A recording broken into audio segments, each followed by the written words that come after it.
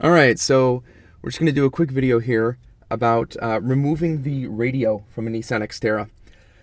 Now, there's a few pieces here. The top piece is actually separate from the rest of the center column. There's one screw in the back that's actually going to hold this entire assembly in, but we need to get to it first. So to get to that, we're actually going to just remove this little guy here and work on taking this top piece off. So I have a few little tools here. These are basically just kind of iPhone tools that you use to take off screens. And I'm gonna work from the back and just kind of work around getting this off here. Okay, perfect, that's one side. Let's see here.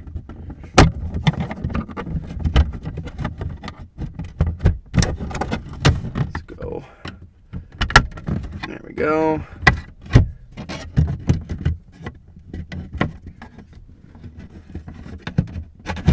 All right. So now that that tray is out, we just have this one screw in the back. Now, let me grab my screwdriver here. We'll unscrew this. Pop that out. Okay, easy enough. Now, this next part, you really want to be careful. My last, as you can see, I already replaced the radio in this. It did come with an original Nissan radio, which unfortunately was kind of a pile of junk. It was, the CD player wasn't working. It just, the screen was dead, whatever. So I already replaced this. And when I first took it out, there was a crack right here. And it was just a real small crack, but it was actually separated. And so when I went to pull this out, there's a few clips here and a few clips down here. When I went to pull this out, the entire thing shattered. And it just literally kind of blew up in my hands. It was very brittle from the sunlight. You know, it was just an old piece of plastic.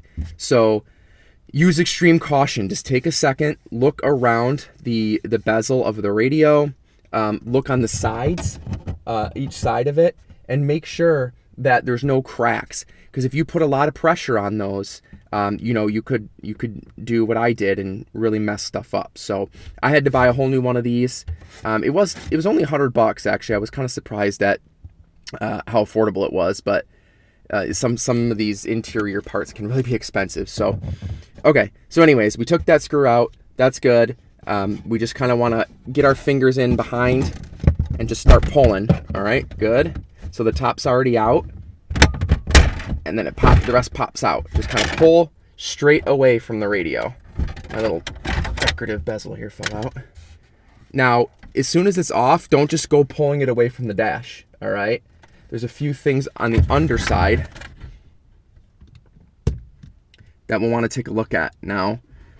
First of all, there is this guy down here, and these are just standard clips. So you can just kind of get your finger in there, pop them out. There's one, another one.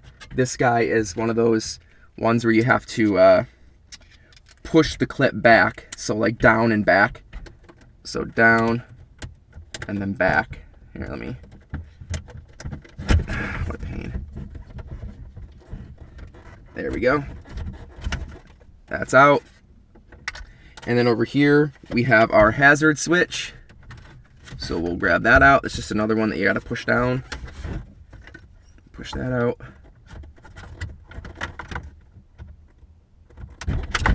Good. And then last is our airbag light. Okay. So now that it's away, just kind of set that aside gently. Our kind of new piece of kit there.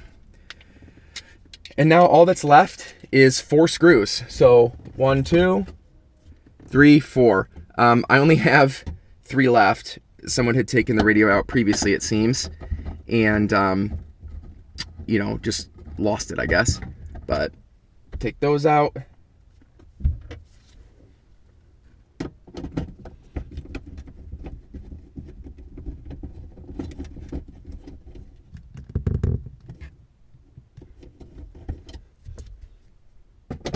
Now this is the actual bracket to the radio.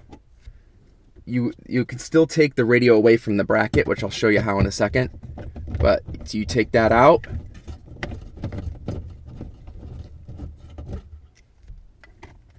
All right. And then slide it away. Now, the stock radio actually has, I think it's just 1 or 2 clips back here. This is an aftermarket, and I put a sub in.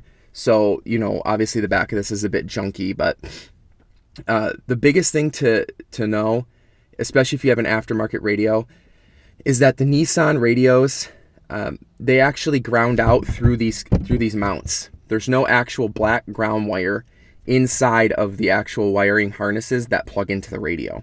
So if you have an aftermarket radio like I do, I have this here. This is my ground. Not the prettiest ever, but when I go to put it back in here, I just got to make sure I put that ground back on that clip and you know, have it connected before I reassemble it. So that's really it. The rest is the exact opposite, but I'm going to go ahead and reassemble it for you and show you how to do it. I have that here. Okay, we'll put that back in. That's our ground. I just want to make sure that one's tight, because it's important that we have it grounded, obviously, right? Or else it won't work at all. Next one.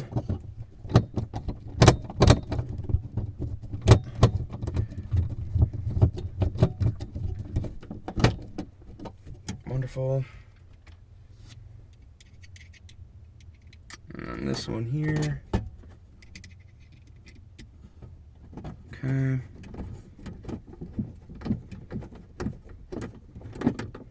Good.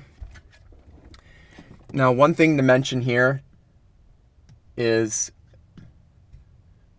this little clip. This thing has been nothing but a giant pain, honestly. You kind of want to push it, make sure it's in place. Let's see here.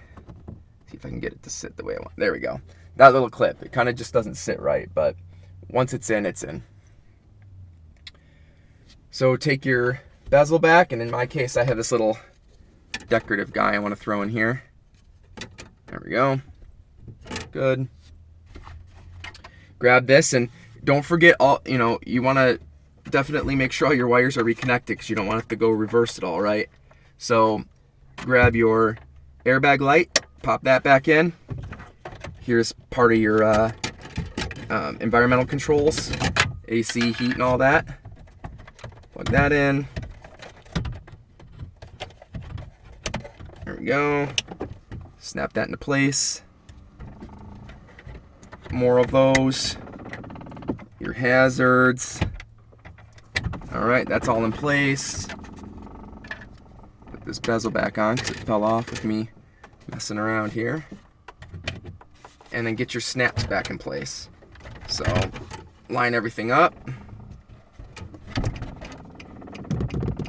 Yeah.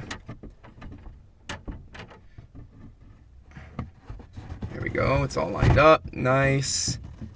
And then snap it in. That's it. Easy as that. So with that back in place, we're going to put the screw back in that holds it in.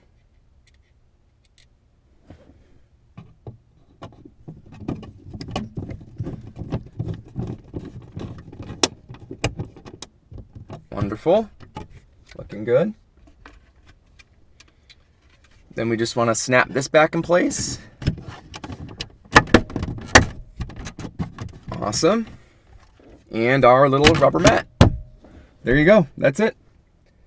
So any comments, questions, or suggestions, just put them in the comments below. Thanks for watching.